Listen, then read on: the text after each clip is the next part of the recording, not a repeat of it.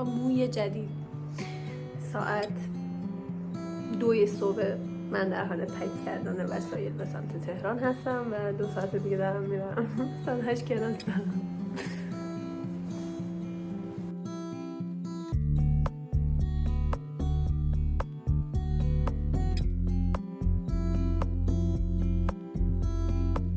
اینا وسیله های 2 روزمه. دستم سیاه شده چون موهامو تازه رنگ کردم. این دوتام کتامه که دارم میبرم. همین دیگه، یه سری شرطان پرتان.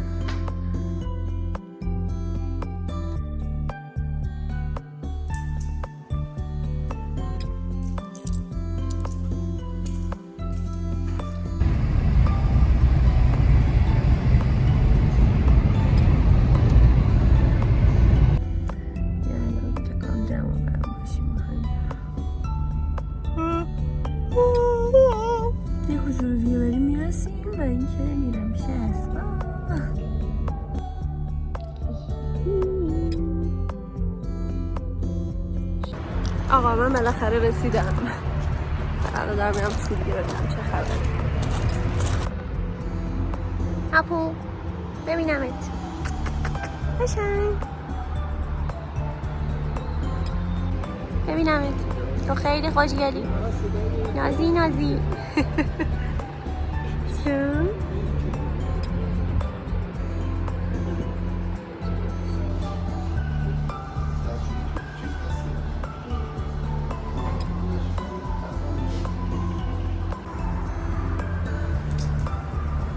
یک عدد جولیده و پولیده. خسته شدم. موبایلم شارژش تموم شده بود، نتونستم فیلم بگیرم. سلام سلام. کیوت.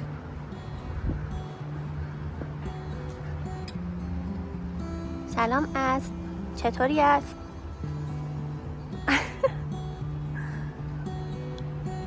آقای هپی، خانومی راستی. هپی یه نازت کنم. تو چرا دیگه منو دوست نداری؟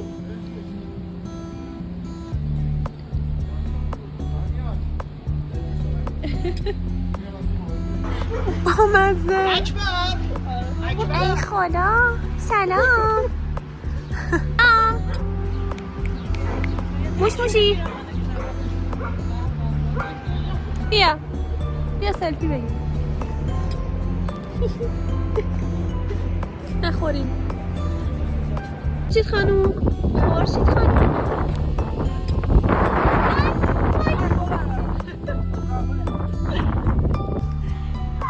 کمونو ببینه خدا. این برش نیست چون خودم نیست. اینا آی خدا.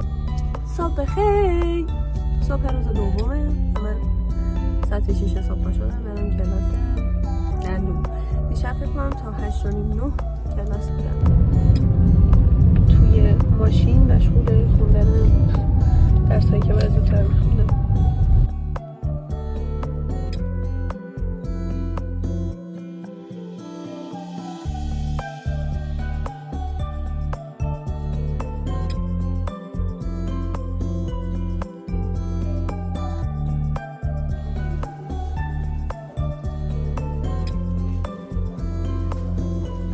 بعد کلاس با اسکراب میرم خونه چون لهیم.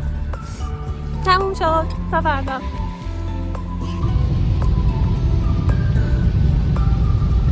یه شمالی هر جا بره شمال با خودش میبره.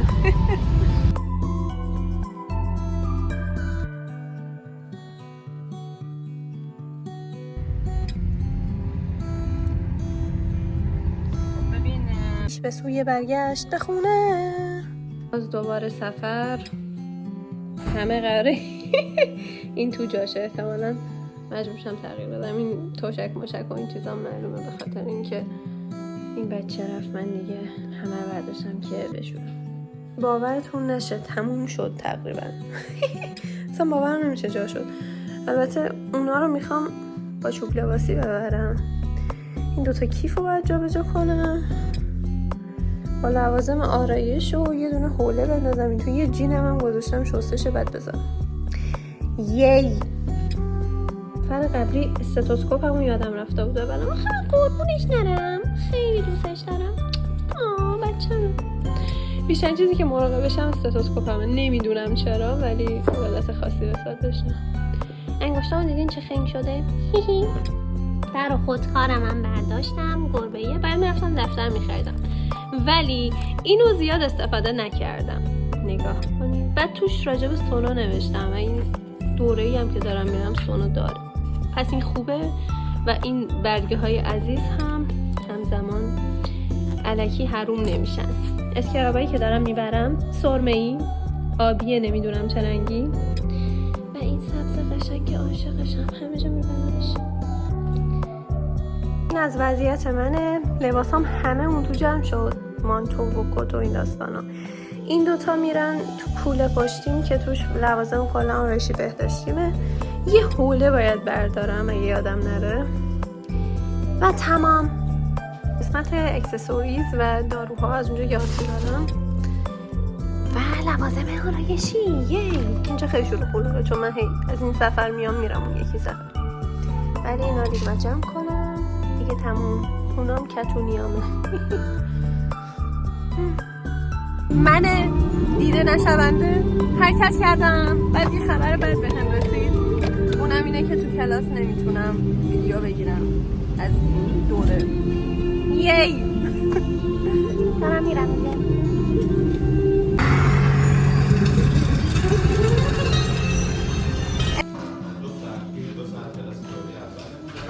موبایلتون نصب میکنید چند ویدیو باشه که حالا iOS همزمان اسم بیماران رو میزنم، سابقه‌ش رو میزنم، همه اطلاعات رو پیشی سلام چرا؟ خوابونی برم بیدون جان خابو سلام کجا رفتی؟ بیا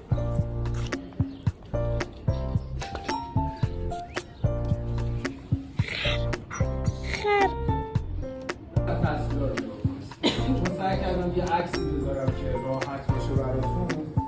یه خود زنزلک راست گفتی بهش؟ یا اسکول ای خدا جان خسته و حسولم ساعت ها.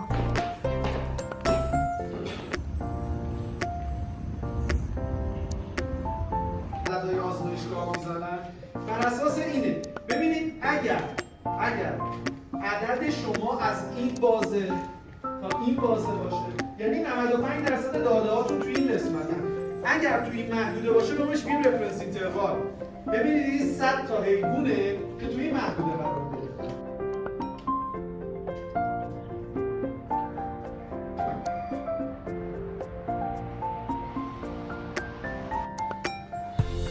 جایی به نسبت کم ترکوندم. اینا رو تازه از کولم خارج سازی کردم، حالا جابجاشون کنم. اون بدبخت دارم که باید جابجا کنم. اینا خوراکی خریدم اومدم خونه گوشه نمیدم. همین دیگه. کیفمو میبینی چند کثیف شده؟ آقا ترجمه ثابت کرده از سفر که برمیگردین سریع اتاقو تمیز کنید. تموم شد. دان. داغونم قشنگا. سلام علیکم. آقا گفتم بیام حسن ختام سفر رخی نشون بدم. پایه من اگه بدونین چیه، شامپویی که از سفر برگردوندم و یک رول دستمال. خب من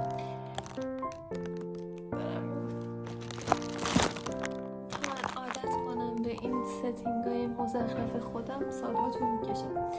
گفتم بیام یه توضیحی بدم. اولا اینکه احتمالا سوال باشه این درس من تموم نشده. چرا تموم شده؟ ولی کلا رشته هایی که تو درمان و کلا چیزای مدیکال و این چیزا هستن، چرا گفتم چیز، مدلشون این شکلیه که تو همیشه باید خودت رو بروز کنی و همیشه هیچ وقت علمت کامل نیست و همیشه یه علم جدید هست که باید یادش بگیری. اون دوره ها به کنار و کلا طب دامپزشکی مدلش اینجوریه که خیلی گسترده است و حالا به دلایلی من میخوام یک سری چیزای بیسیک رو توی همه رشته ها داشته باشم و جدا از اون رشته هایی که دوست دارم مثل دندون پزشکی، مثل رادیولوژی و این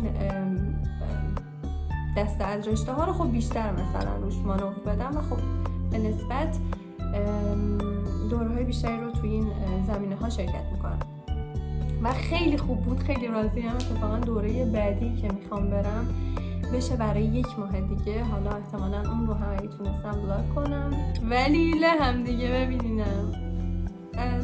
نمیدونم گفتم یا نه ولی 2 هفته رو هم با هم میکس کردم بذارم، چون کلا دوره ها یه جوریه که حالا هم با حیوان ها در واقع در تماسیم. شاید اصلا یه سری دوست نداشته باشن زیاد حیوان رو ببینن و این داستان ها و همین که کلاس دیگه، یعنی کلشو که نمیتونم فیلم بگم، بخاطر همین دوتا میکس کردم که با هم ویدیو بذارم. امیدوارم خوشتون بیاد و اینکه خودم رو چای بخورم. فعلا